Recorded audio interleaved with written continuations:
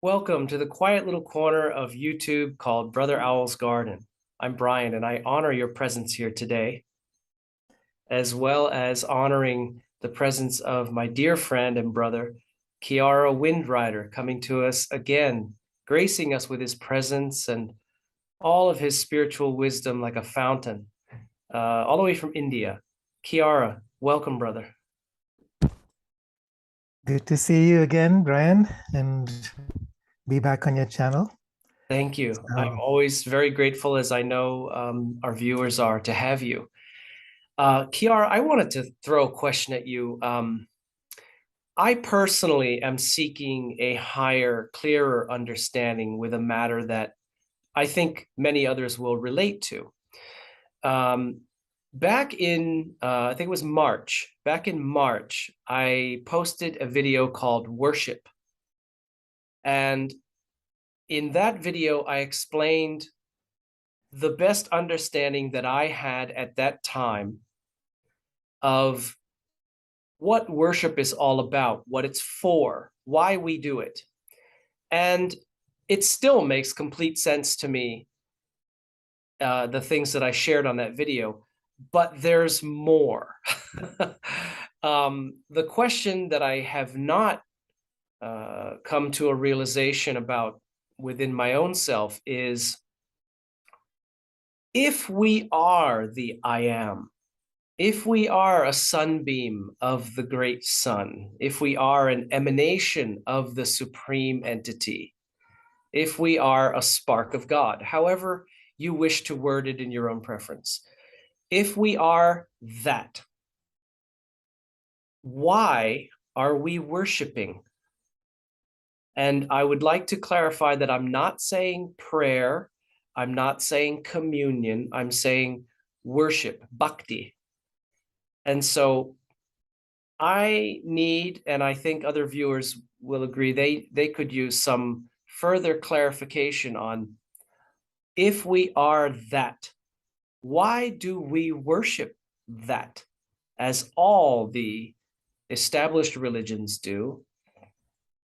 What say you, brother? that's probably one of the biggest questions around. Hmm. And so much of it has to do with perspective, isn't it? So it's like when you say, if we are that I am, we've already created a subtle separation. So, if so, I'm saying that we are the I am. Which we are we talking about? And why do you say the I am as if it was something um, separate from everything else? So whenever you objectify something as the I am, then you're separating yourself from the identification with that essence. And I think this is just the nature of language. Yeah. And somehow language has shaped our beliefs, it has shaped our experience. Um, and maybe let's dive into this a little bit. So when I say that I am, it's an attempt to bring those two into union. So the personal, so even language here again. So when I'm speaking about the separation between what I consider the personal self and what I consider the universal self. Mm-hmm. So I personal, I universal, that I am all of it. So when I really experience it through the lens of the universal self, there's no personal self. When I can speak that from the lens of the personal self, I create a separation between my personal self and that universal self. So it's language, and it's also somehow the nature of our evolution at this time. And this is really important to understand. There's a process. There's an evolutionary unfolding that has a place. At this time in our soul evolution as a species, it's important to experience the separation, right? I mean, we do, no doubt. And even on a spiritual path, most people think in terms of worship as a means for connecting with that universal self. We can call it God. We can call it presence. We can call it Brahman. Each of them has a slight variation in Yeah. terms of how we understand that and Yep. how we embrace that. Yep. But when I say that or this, what do I really mean? It's my perception of this or that. But the perception I'm bringing with me as a personal self is always going to have this idea, this concept of separation within it. Always. It's always going to separate things in terms of qualities, in terms of hierarchies, in terms of preferences. Yeah. So, and even when we get to some of the highest spiritual philosophies from India, there's still that aspect of separation. So, Advaita, Vedanta Right. Advaita, it's a beautiful philosophy. It's like the idea that everything is part of the one universal consciousness. But then, in order to understand who I am as a personal self, we see that through the veil of Maya and create a separation. So this is illusion. This world is illusion, and that is the ultimate truth. So for me, what I've come to understand, and this is really the essence of Kashmir Shaivism. We talked about this last time, is that Shiva and Shakti are really so closely entwined together. Shiva is pure consciousness. Shakti is the emanation of that consciousness in the worlds of creation. Mm-hmm.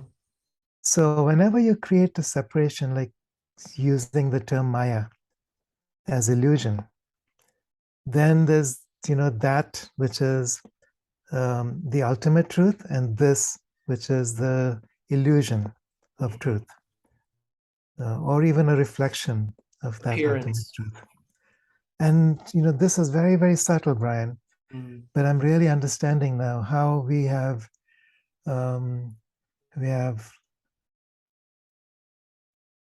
kept ourselves asleep through this concept of Maya, the concept of ultimate truth. Because what is to say that I, as a personal self, am not also ultimate truth?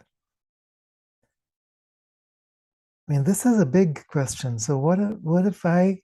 So we talked about devotion. You talked about bhakti. So we have an image. Okay, maybe Krishna, maybe Jesus, maybe Buddha, maybe Allah, maybe whatever, Mm-hmm. or maybe a master, an ascended master, or a Mm-hmm. deity, or a nature spirit, or a guide. This we, or even the higher self, which is a mediator. The higher self is not universal self, it's not personal self. It's the soul aspect of the one spark, which then creates the experience of the personal self. And it's Like an beyond that. adapter It's, yeah, maybe. I mean, that's a good way. So it's like in between. interface. It's an interface. It's an Interface. interface. That's the word. Yeah. Right.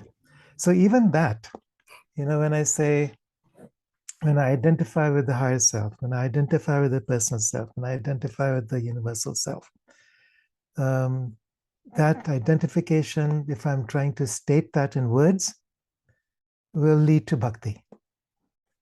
It's this that it creates a concept of something out there that's separate from what's in here, and therefore I devote myself to that. I might call it Shakti, Mother Divine. universal manifestation of the one spirit. Yeah. But the worshipping, the bhakti, is a way, I think I would say it's a means towards a complete self reflection. And when the mirror is pure and the mirror is without blemishes, there's no need for the terms, there's no need for bhakti, there's no need to worship, there's no need to offer Okay. myself to So something beyond. that's beginning to touch on the next, if you dust away the next level of my question, which is, uh, and I say this very respectfully, I'm not in Mm. any way being antagonistic against anyone's own practices or beliefs or any established religions or traditions of any kind. I'm not. I'm just being completely naked, honest, sincere, asking these questions. Is a certain level of unawareness or unawareness, ignorance, is a certain level or degree of that necessary for the dichotomy that promotes me worshiping divinity? In other words, is there a necessary slightly less level of awareness for that to be perpetuated, for that to continue Yeah, and be meaningful? that's a great clarification. Yeah, absolutely. I would say that um, it's the natural progression. Mm-hmm. You cannot directly experience yourself as one with ultimate consciousness and all things and all creation and every aspect of my self identity, because that's like, no one is born um, a mystic, or maybe we're born as mystics, but then we grow through fundamental changes as the human brain develops, as the nervous system creates the whole process of gathering information, creating separation, creating distinctions and boundaries, Mm-hmm. the difference between the inside and the outside. This is, at this stage, part of our evolution. There's nothing wrong with that. The development of Yeah. this rational mind is part of what we need to move out from the prior evolution to the next stage of evolution. So it's like the Okay. cocoon Like a stepping phase. stone. It's a stepping stone. So I know for myself, like when I was younger, first getting interested in spirituality, bhakti was very important for me. Offering myself completely, surrendering something greater than myself, because myself at that point was identified with the drop. One drop water separate from the great ocean of consciousness. So Right. even though I recognize that there is an ocean out there, I don't experience myself as the ocean. I'm only experiencing myself as the drop.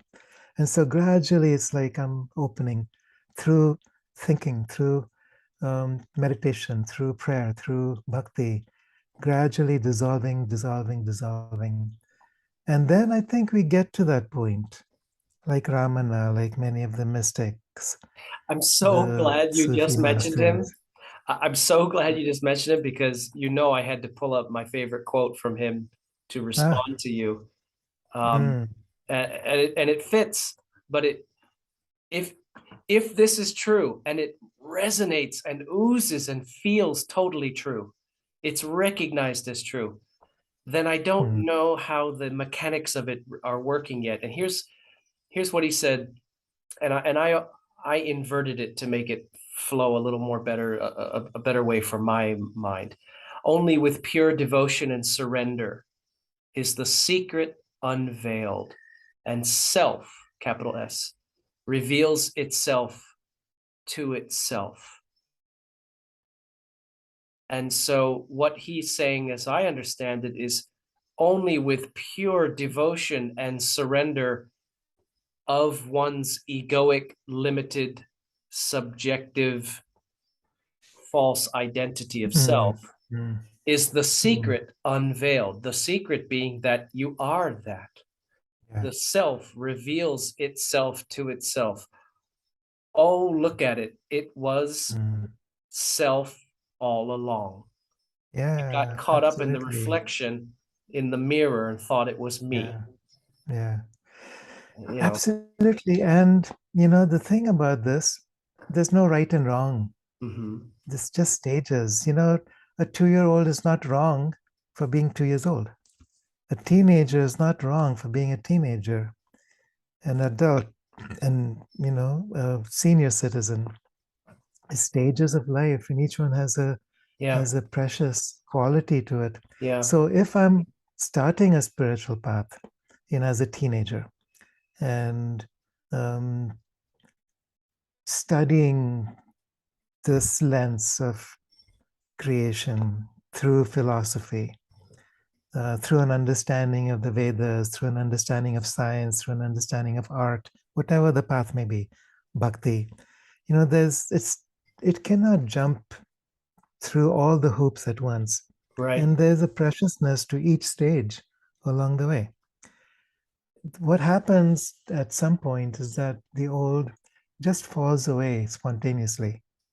You're not forcing, you're not trying to get rid of the mind, you're not trying to kill the ego. No, you're embracing all of that. You're embracing this phase of understanding as equally precious. I mean, why is it that creates this until this becomes that, Or you remembers it know, is that.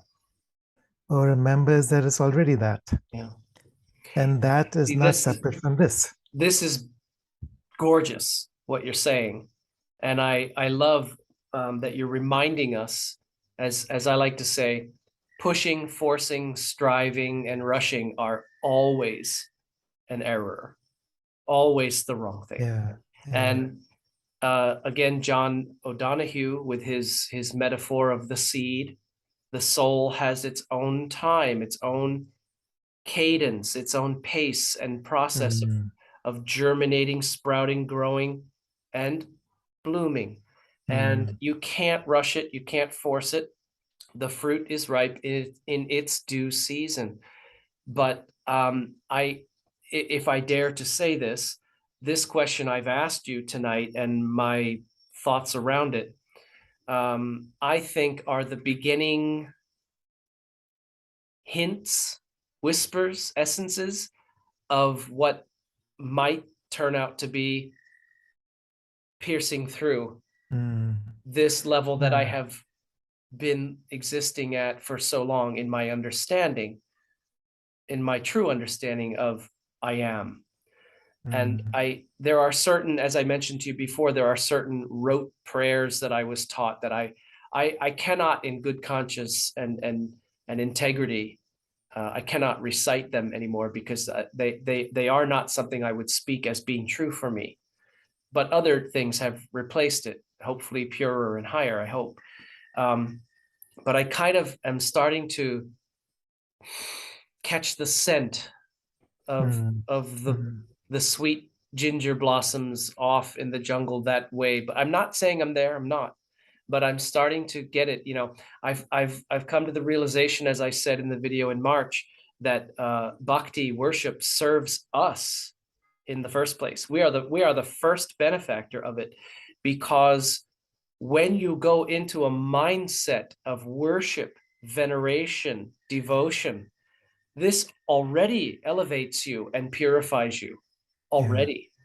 And I personally don't think it matters which deity and tradition you are coming from and practicing in that sense. Others will disagree, and that's exactly. okay.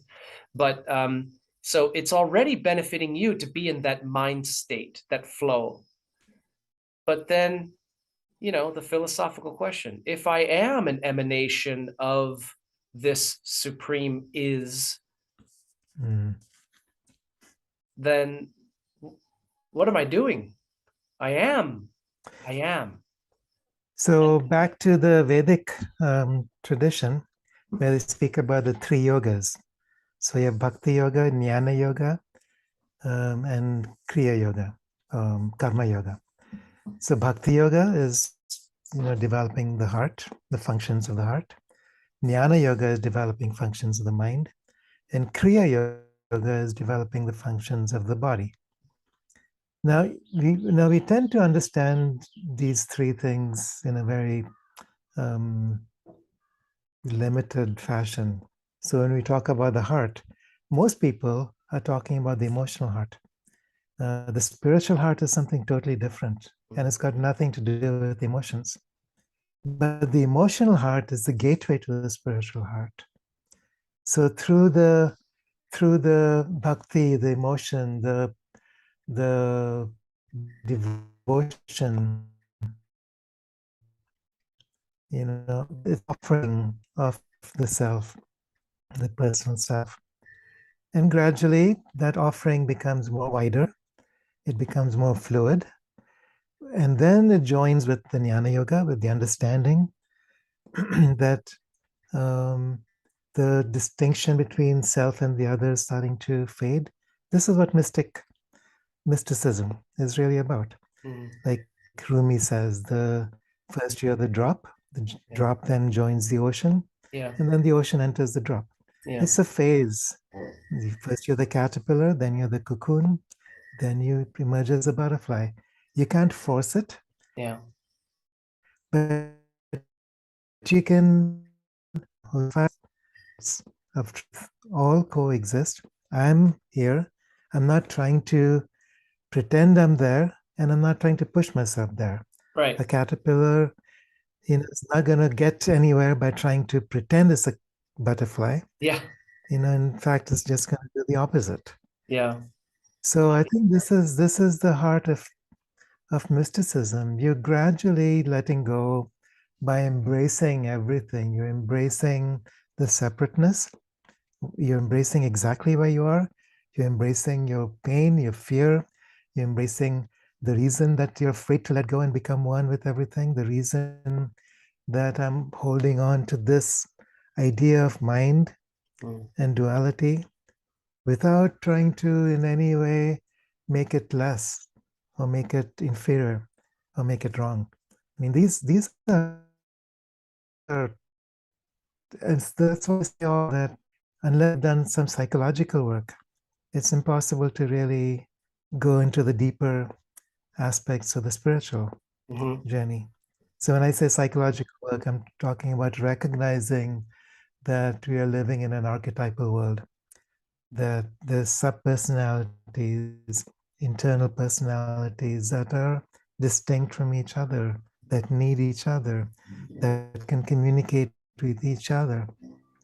So that conversation that I can have inside myself with an aspect of myself that I deem to be somehow flawed, then that conversation extends into the interpersonal realm.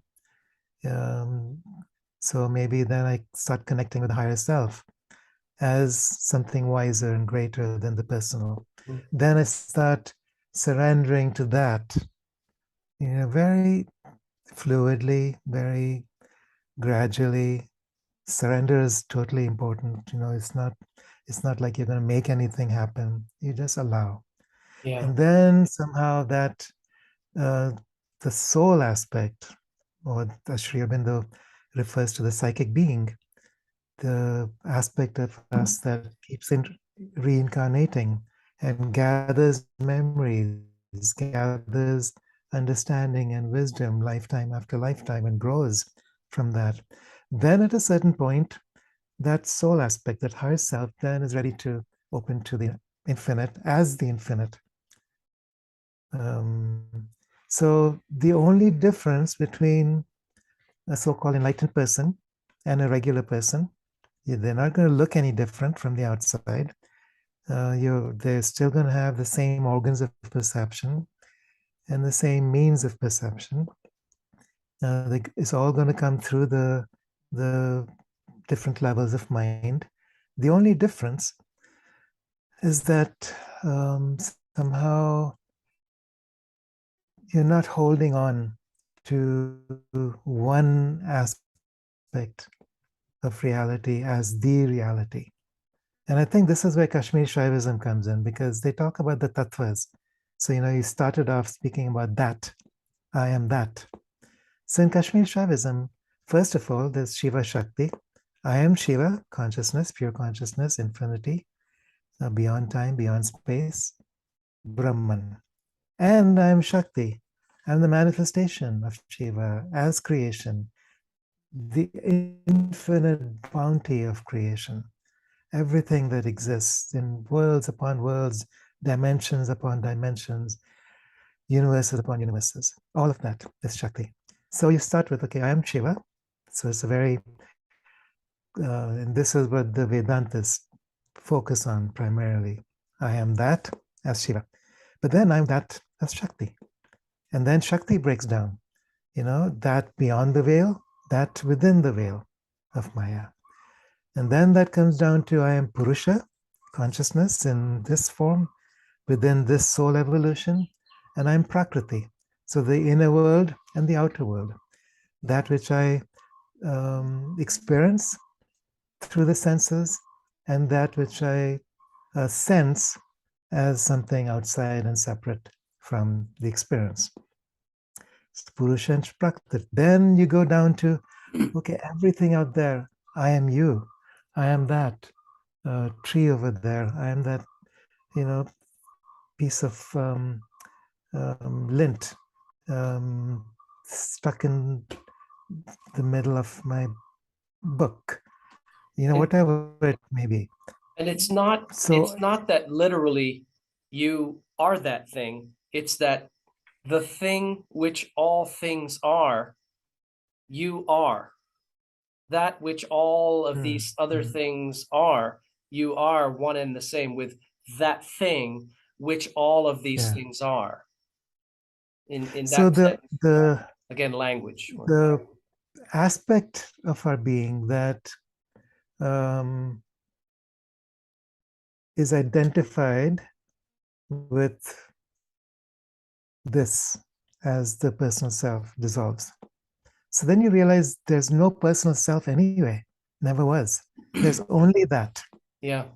And so whether I see that in terms of something outside of myself, something inside myself, as an archetypal quality, as a fifth dimensional being, as an ascended master, as an elemental spirit or a fairy being, as a tree, as a waterfall behind me, whatever it may be. It's like, and that's only what we can imagine beyond our current imagination. There's realms and gods and goddesses and aspects and deities and archetypes of the self.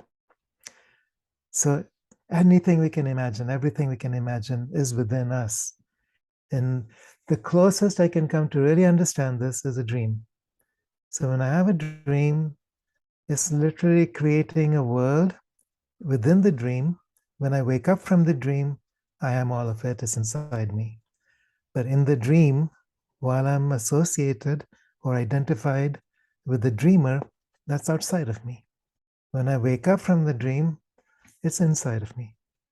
So the whole distinction between outside and inside is this idea that the personal self and the universal self are separate from each other. And that's what alchemy is. Alchemy is basically as within, so without, as above, so below, and recognizing that and maintaining that and embracing that. Let me ask you this. And also, first of all, I would just like to apologize to the viewers for the terrible Wi-Fi connection that Thailand offers. And I thank you for sticking through it. I have no control over it. I apologize to you. I have to deal with it constantly.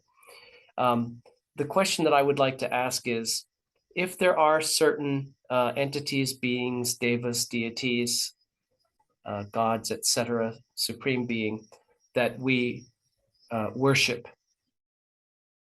or venerate anyway, is it inaccurate, or is it correct to say that in doing so we are venerating or worshiping aspects of I am, which are more highly evolved in their state than maybe we are right here, as this Mm. now. And so it's kind of just like aspects that are coming along the way over here, which is us, are worshiping, venerating, revering aspects which are much farther along in this process, this arising, purifying, awakening, returning. And all of us are at the same time, I am. Is that too wild? Am I off on that? What would you say? Yeah, I think that's well stated. So let's see. If I'm worshiping, say, Shiva, Mm-hmm. um, on one at one stage of my journey, I would worship him as this wild yogi, um, with his qualities and maybe an image that Mm-hmm. comes up in my mind. Mm-hmm. Um, and it's obviously outside of myself because there's the great God Shiva. As I continue to experience a deeper relationship with Shiva, that becomes an aspect, it becomes an archetype. All right, so Shiva is an archetype that represents death and rebirth. It represents the dance of creation. It represents the union of Shakti um, within itself. Um, and I begin to open to new insights, new awarenesses to see how there's not so much separation as I thought there was initially. I still experience myself as Kiara. I still worship Shiva as something out there, but now it's no longer a form, but it's an archetype. It's become bigger than a form. The next stage after this would be it's not even an archetype, it's a presence. And as presence, you get to that phase where everything is one. And when I experience myself as presence, or let's say deep presence, as a mystic, then all the associations fall away, the words fall away, um, even archetypes fall away. And what's left is just is. And at that point, you are Shiva, you are Shakti, you are the infinite, but you're not seeing yourself as somehow, you know, um, more evolved or now totally enlightened or whatever. That aspect of you that was trying to get somewhere is gone. There's Okay. no getting, there's no journey. That at that point you are the ocean, you're flowing throughout creation, you are creation, and you're beyond creation. It's like those distinctions are Mm-hmm. gone. And that's I think many people have those experiences from time to time. And then gradually it becomes an abiding presence. So this, it's not like suddenly you're enlightened one day. Even Ramana, he had to anchor and ground Mm-hmm. that experience he had when he was 16 Yeah. in order to become the sage that he became. So it's like a steady understanding, opening, surrendering, Yeah. and then the ocean starts pouring through in its own time, in its own way, in its own unique capacity, through each person, through each element of creation, in Mm. its own unique way. Yeah. It's a metaphor that might work is, when you enter into prayer Mm, and you reach a prayer state or a meditation state, it's almost like dipping your toe into the ocean. And each time you do that, you're dipping your toe into the ocean. Maybe then you start dipping your foot, and then eventually your legs, And Mm. then pretty soon you're standing in a shallow part of the ocean a lot of the day. And Mm. then later on, you're sort of, floating in it. And then eventually you are swimming in it and, like And you're diving in diving it. in. And Yeah. and I love the metaphor you used in a previous conversation, let the ocean fill you. So eventually there is no outside of me and inside of me because there's no Mm. more concept of me. And you come to realize that you simply um, gradually and incrementally shed all that wasn't you, all that wasn't Mm. really you, even if you had believed a lot of it was, you had identified with it previously. Right. And I like that. I like that.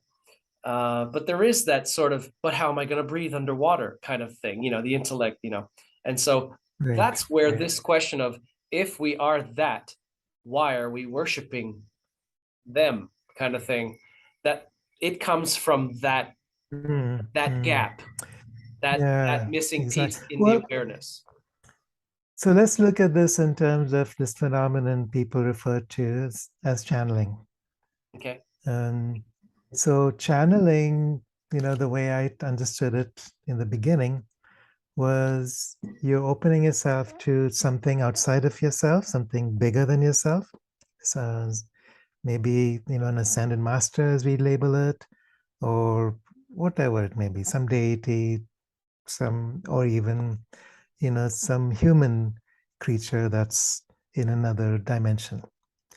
All right, or another creature, an animal spirit, Mm-hmm. spirit of ayahuasca. Anyway, you're channeling that. So you allow that to, it's like what actually happens is that your crown chakra opens, and this archetypal quality or this state of presence starts to enter. And it enters, you begin to learn to identify with that. So initially, when you start channeling, say, Archangel Michael, you connect with an aspect of this very real presence, but you can only take in so much. And so the information you get will be on that level. And gradually, as you become more identified, you become more surrendered, you start opening to other aspects of this as the higher, deeper, wider presence. And it comes with a vibrational quality. And that comes through you. And as that vibrational quality comes through, it starts changing the nervous system, starts changing the cells of the body. And now the body Yeah. can hold more presence. And you Yeah. continue, and you continue, and you Yeah. continue. Until at a certain point, you're not channeling anymore. You are that. I am Archangel Michael. If I maintain my focus on that, I become that. If I maintain my focus on a tree, I become that tree. I am experiencing that tree as if I was inside that tree. Yeah.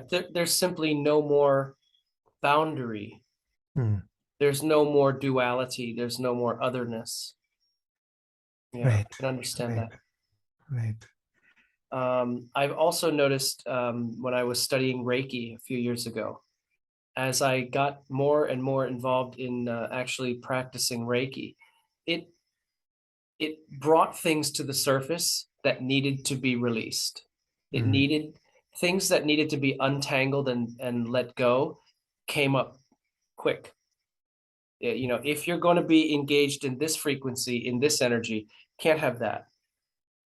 This can't work with what we're doing, that kind of thing. And so Yeah. it kind of expunged, purged some things that, and I won't get into it now, but one of them was really very upsetting. I actually could not go through the whole thing alone, which I normally do literally everything alone. And with this, I had to actually reach out for some help. Hmm. And what I got in the form of help was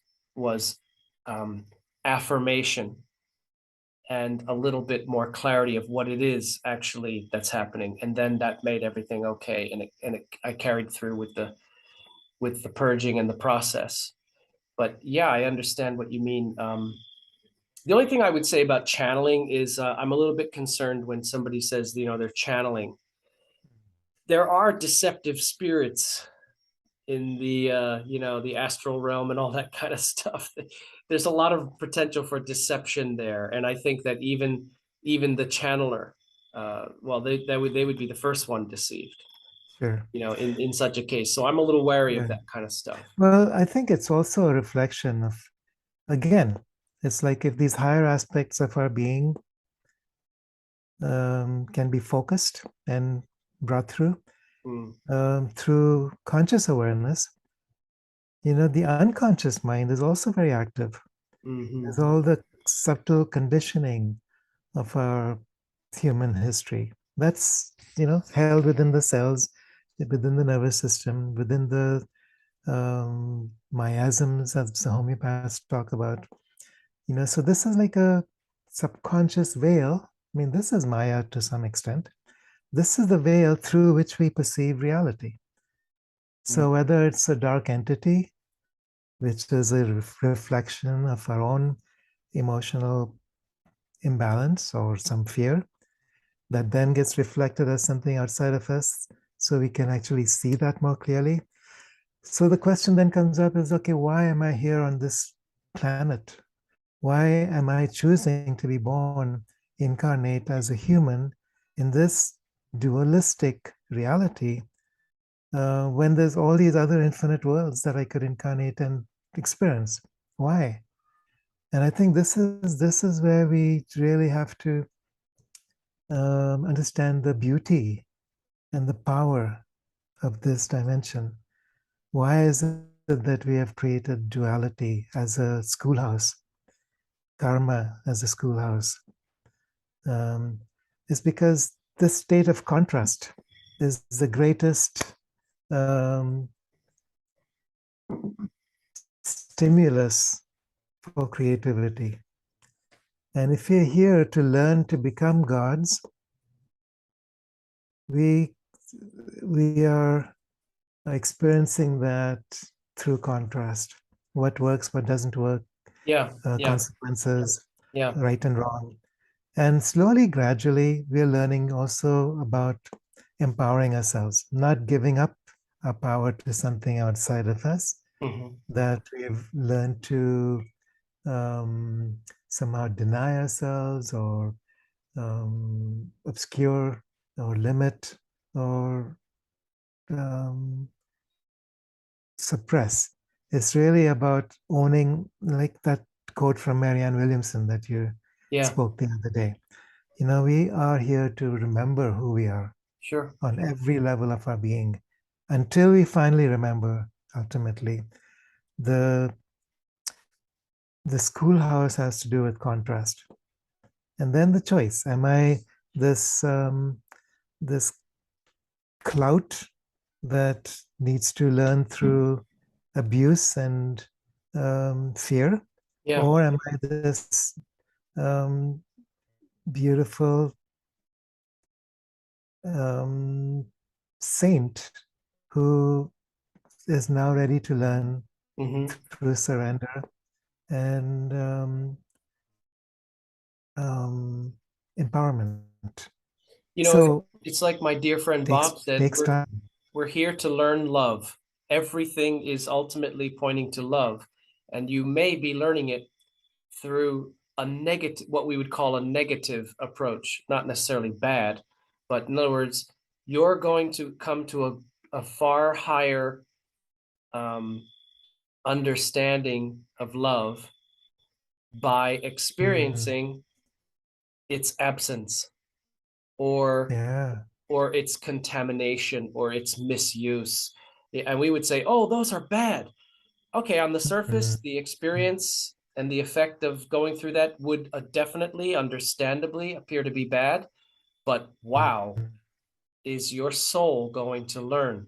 Because you now have a very clear reference point to pin your understanding to by means of direct personal experience. exactly, exactly.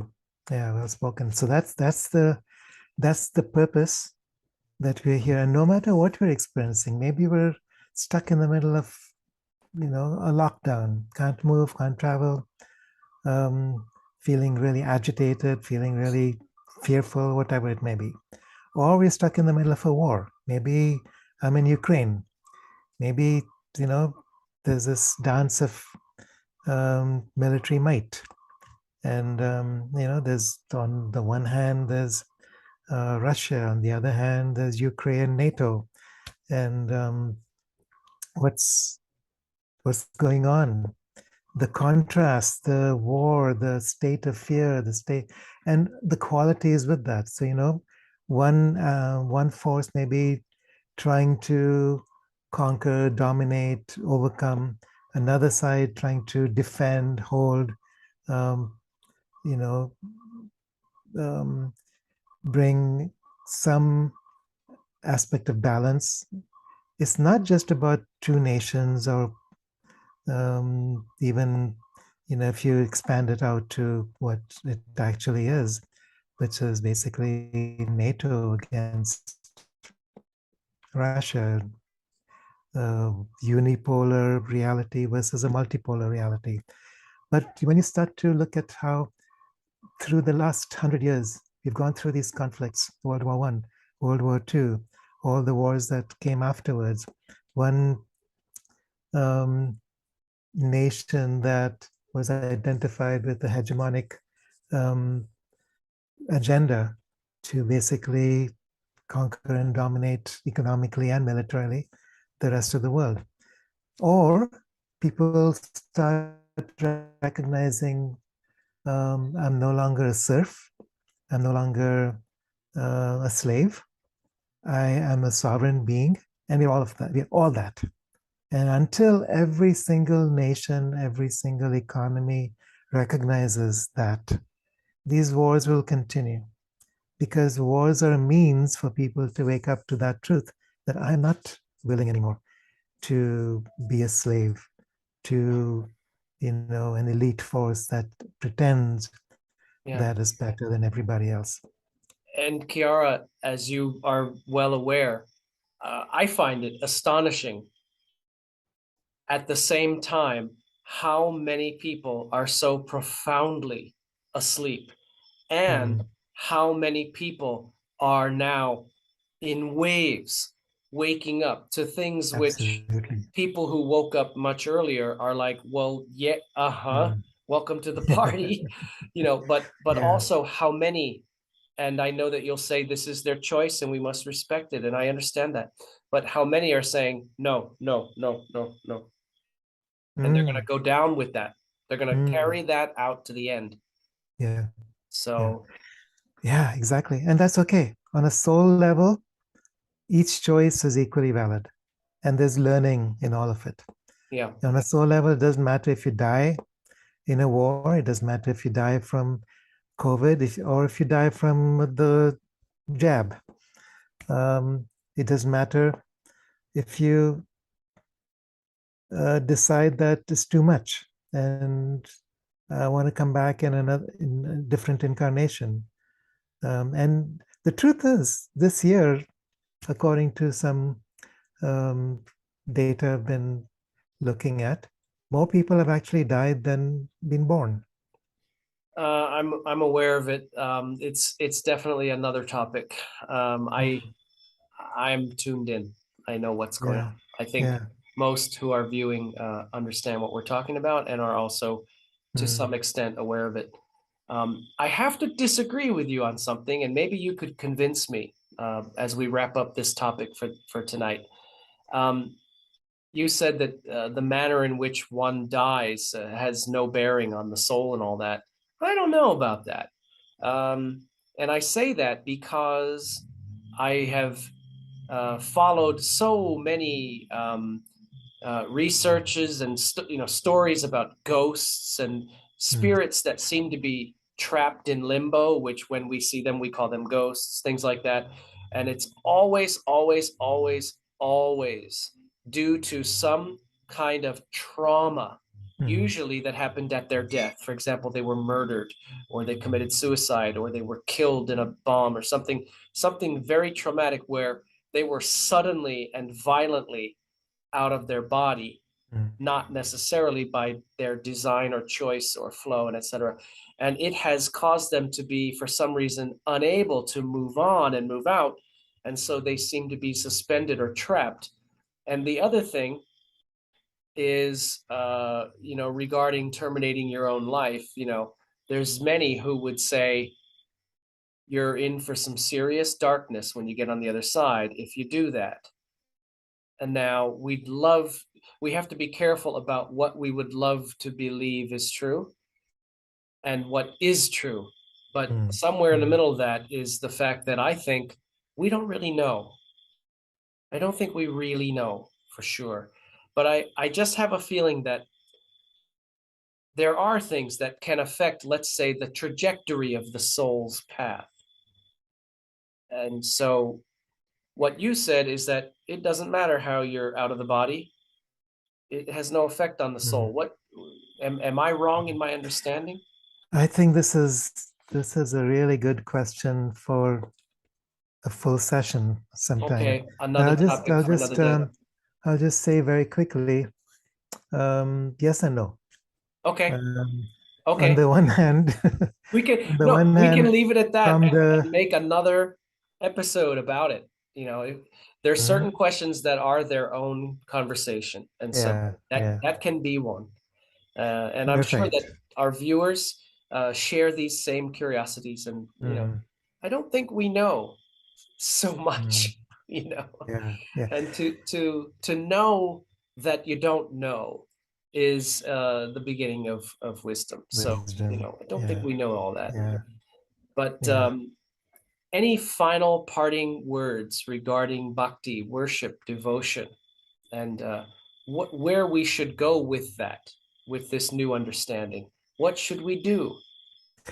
Well, one step along the way, which I think is important in the movement of bhakti, is usually there comes a point which some mystics call the dark night of the soul, John of the Cross being one, Yep. which is very much a part of the journey. And usually, what will happen is you hit that bump on the way where you feel empty, depressed, emotionally as well as spiritually as well as physically, is just in every possible. You you don't no longer feel motivated to continue what you were doing, even your spiritual path. You feel like you're at the stuck dead end. What now? Um, for some people, this may last a long time, and many people go through this over and over and over again. Eventually, you learn to walk through it, and eventually, it's very quick. But I think there's a power to this in Dark Night. It's the it's what happens when you're ready to move on to another stage. And then what happens is that everything that has been hiding in your subconscious conditioning starts to get frantic. It's like, oh my God, I'm gonna hit another level of awakening. Am I ready for this? Do I want this? What's my fears? What's my uh, you know what if I end up losing everything, or losing my friends, or losing my security, my identity? That's a death, and you're Well, there terrified you just of said it. I was death. going to offer that Dark Night of the Soul is Mm, a kind of death that precedes a kind of birth. You could say a yeah, re-death and a yeah. rebirth. It is the ending of a past template, chapter, phase, way of being, consciousness, frequency, all those things. And it can be painful and difficult. And I know this very well, and I'm sure you do too. But then lo and behold, in due season, you arise again, the resurrection from the tomb. Mm, And I promise you, your suffering is not in vain as long mm, as you know how to perceive it and make use of it in the right context. And as long as you stay present and aware and mm, receptive and always in a state of forgiveness, thankfulness, and love, you will make gardens of compassion, as Rumi said, from your grief. Absolutely. Yeah.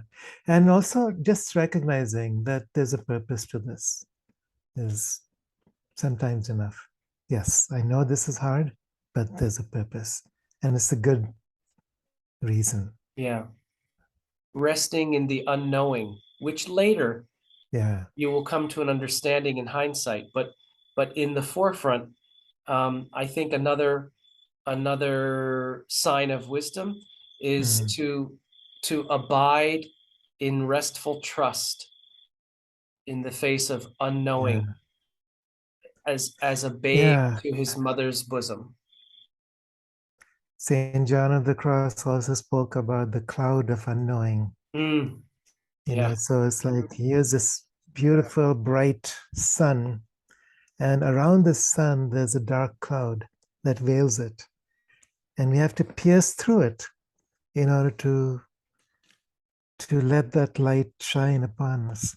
yeah, Again, I'm talking in dualistic terms. yeah, But when you pierce through it, that dualistic aspect dissolves and you become the sun. So, yeah. like we talked about Shams the other day. Shams is the sun. And what he brought to Rumi, the gift he brought to Rumi, was allowing Rumi to pierce through the security, the Confines. identity, Yeah, the status yeah, that he was so identified with. yeah. And as he pierces through, it's like, oh my God, I'm lost, I'm done, I'm finished. I'm gone. And then you go through that cloud of unknowing and you become the sun. That's what Shams means. You Shams literally reminded means me the sun. exactly, and you just reminded me of the time that I bungee jumped. Mm. It was like 250 or 300 feet high. I don't know exactly, but it was tremendously high on Mm. this metal like column or tier. I don't know what we call it. It was like a crane and going all the way up. And then lo and behold, I'm standing there on a small piece of metal, which is literally only big enough to put your 2 feet. And they swing the metal door and lock it behind me. And now that's it. And Mm. they said, we're going to count 5, 4, 3, 2, 1, and you go. And I can't tell you how mortified I was. I was so tremendously scared. It was unbelievable. But I was able at that time to say, despite the fear, I trust and I will fall. I will not flail and, all this. And I won't even jump. I will fall forward. And I put my hands out like they said. And I said, all I have to do is allow myself to fall, and the rest will take care of itself. And I did it. And from the time I leaned forward to the millisecond before I rebounded up, it was absolute terror. Mm. And the moment the cord rebounded back up, it was absolute ecstasy. And I Mm. couldn't wait to get up there and do it again. And it's kind of like a metaphor, Yeah, yeah. for what it's like to pierce through. You know, I'm it was a death. That jump was a Mm. death. And the Mm. second I hit bottom, meaning hit the end. I didn't hit bottom, hit the end and Yeah, bounced. It yeah, was inexplicable. I've never felt more alive, kind of thing. yeah, Couldn't exactly. wait to go do it again. And if I had to do it again, I would be terrified to lean forward again Mm. because it's a scary thing, but that you made me think of that metaphor. So, and Perfect. also I would like to acknowledge that you unwittingly said a lot in your responses today regarding the butterfly coming out of the chrysalis, the cocoon, when it is time, not pushing and fighting its way out. And also, you brought up the dark night of the soul. I didn't spur you to say any of these things, and I just, in light of those pearls of wisdom, I want to give a very warm greeting to Daniel in Colombia and let him know that your spirit has resonated with us here today. And I hope that you're watching and you've gotten something from this. And to all of our viewers on both channels, I want to thank you for your subscribing to the channels and for your viewing and sharing and commenting and liking. It does matter. Thank you. And to you, brother Kiara, I thank you from the bottom of my heart for another wonderful conversation in our continuing series. Thank you. Oh, thank you, Brian. Blessings.